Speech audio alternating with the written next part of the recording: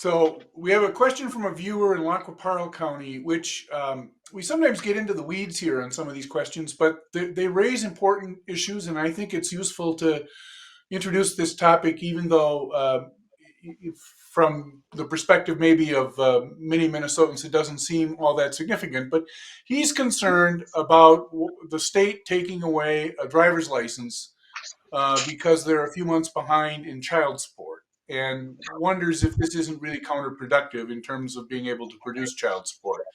We've got that issue, but of course we've got this larger question of dealing with child support issues, which legislators frequently hear from constituents about. So let's introduce that topic and see what our guests have to say about it. Senator Abeler, you first.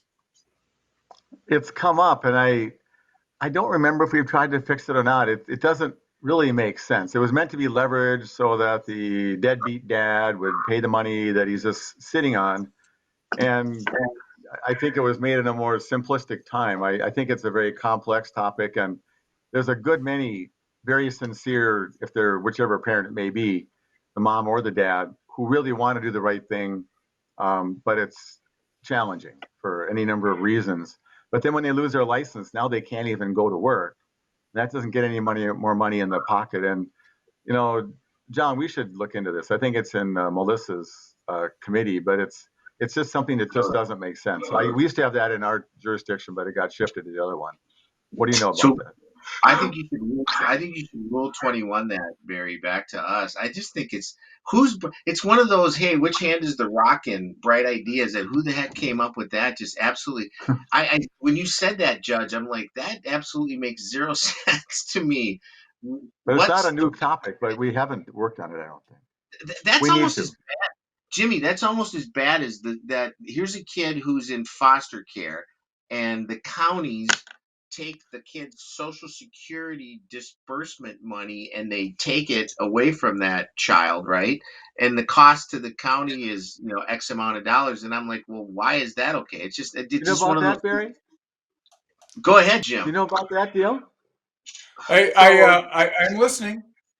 So these they're a survivor or something, and they've gotten their parents' Social Security, and they become in the foster system. And the county, instead of putting the money aside for this, when they turn 18, they'll have some money to go to college or do whatever. The county keeps the money. They just keep it. And they don't tell the kid that they have it. And we're working on that, right? Is that in your committee? Yeah, that part of it is. And I think that, no, I think it's just with the county, and it's like a $6 million gap. But the other thing, Judge, this will hurt you too. 75% of homeless youth, right? On the Wilder study, 75% of homeless youth were once foster kids, and it's like, whose bright idea was it not to set up a trust for this kid when they turn 18 that they could maybe, go to school or go to, go get a trade someplace, right? Instead, they leave them with nothing. Not okay. Not okay. Hey, Judge, do you have any questions for us? Jeez. We're working our way through the list just fine. We're slowly knocking them off. We have another viewer who wants. I want to know, Judge, when you first saw that Abeler and I were going to be your guests tonight, what was the first thing that popped on your head? We're not going to get through all the questions. That was the first thing that came up.